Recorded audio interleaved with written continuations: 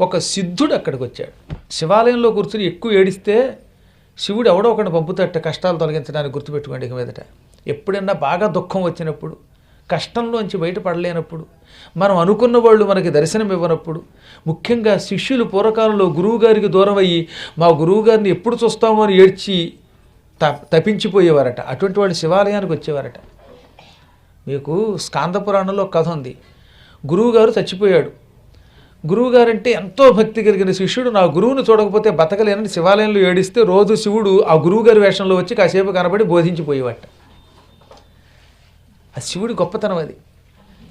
నేను అలాంటి వాళ్ళని చూశాను. ఎంతోమంది మహానుభావుల్ని కష్టం వచ్చినప్పుడు గురువు కనపడకపోతే మా గురువుగారిని తప్పించిపోతే శివుడి ఆలయానికి వెళ్ళి ఏడిస్తే శివుడు ఆ రూపంలో దర్శనమిచ్చేవాడు. మా నాన్నగారు వెళ్ళిపోయారు 2001లో. నేను ఆయన్ని ఎప్పుడూ చూడాలనుకునేవాడిని. ఎందుకంటే నాకు తండ్రి కాదు, ఆయన గురువు. కేవలం శరీరం ఇచ్చేవాళ్ళు తండ్రి. నాకు ఈ సంస్కృతం, తెలుగు, హిందీ అన్నీ ఆయన నేర్పారు. నాకు బయటికి వెళ్ళవలసిన అవసరం లేకుండా నా పూర్వజన్మ సుకృతం వల్ల ఆ పుణ్యాత్ముడు మాట్లాడితే నాకు భాష వచ్చేది. మంత్రోపదేశం చేసిన వాడు ఆయనే, విద్యను నేర్పింది ఆయనే. అందుకని తండ్రి గురువు ఆయనే అవడం వల్ల ఆయన లేకపోతే చాలా కాలం అసలు నేను పురాణం చెప్పలేని అనుకునేవాడిని. అంత బాధ వచ్చేసేది అనమాట. ఈ జ్ఞానం ఉన్నప్పటికీ గురువుని ప్రత్యక్షంగా చూడలేని శిష్యులు ఎంత యాతన అనుభవిస్తారు అనడానికి నేను కూడా ఒక ఉదాహరణ. భగవంతుడు ఎప్పుడు ఎదురుగుండానే ఉంటాడు. కనబడినా కనబడకపోయినా అంతటా ఉంటాడు. అలాగే గురువు భౌతిక దేహంతో మనకి దర్శనం ఇవ్వకపోయినా ఏదో రూపంలో ఉంటాడని తెలిసినా ఈ జ్ఞానాన్ని అజ్ఞానం కమ్ముతుంది. అది ఉండాలి కూడా శిష్యులకి. ఏం ఏడ్చేవండి ఆ రోజుల్లో. నేను నీలకంఠేశ్వర శతకం రాశా. ఆ శతకంలో తండ్రి గారు పోయినప్పుడు ఒక పద్యం రాశాను. తనువుల్ ప్రాణము గేహముల్ ధనము, తనువుల్ ప్రాణము గేహముల్ ధనము, విద్యా బుద్ధి వాక్సిద్ధులిచ్చిన తండ్రిన్, విద్యా బుద్ధి వాక్సిద్ధులిచ్చిన తండ్రిల్ చితిపై నవ్వుంచగనే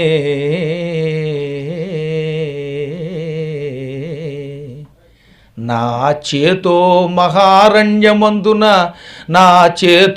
మహారణ్యమందున దావాగ్నులు ప్రజ్వరిల్లినవి, తద్దుఃఖాగ్ని దీపంబు నీకును నైవేద్యము తచ్చరీరమగు చేకో నీలకంఠేశ్వరా.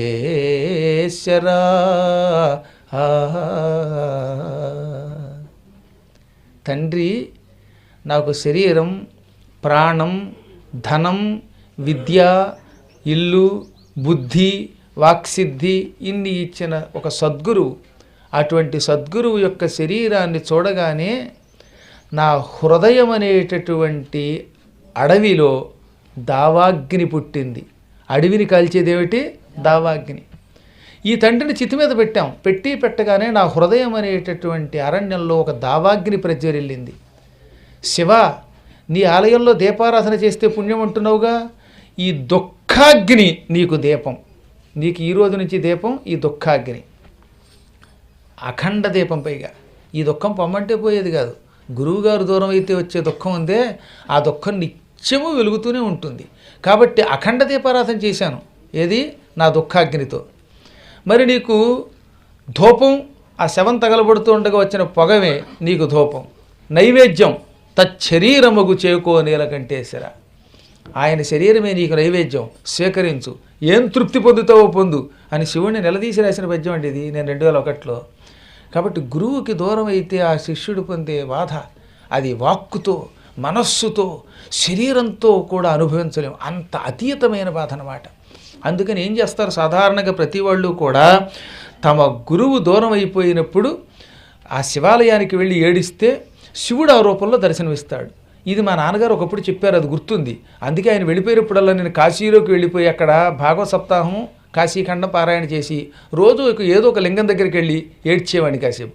వెంటనే మా నాన్నగారు అందులోంచి వచ్చి ఆ చేత్తో నిమిరిపోయేవారు. నేను అనుభవించి చెప్తున్న మాట ఇదంతా, రవ్వంత అతిశయోక్తి లేదు.